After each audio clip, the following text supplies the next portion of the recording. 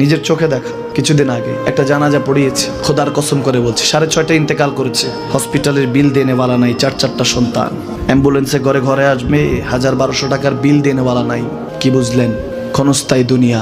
মমিনের কম থাকলেও আমি বলি, কেউ যদি এসে বলে হুজুর একটু দোয়া করেন, খুব পেরেশানিতে আছি, আমি তার হাত চুমু খেয়ে বলি তোমাকে মোবারকবাদ, আল্লাহ তোমাকে ভালোবাসে। পেরেশানি তো মালিক দেয়, এই জন্য এটা রহমত মমিনের জন্য। পেরেশানি দেয় যখন ফেরেশতারা বলে আল্লাহ চাইতেছে টাকা পয়সা চাইতেছে, বলে এটা কি?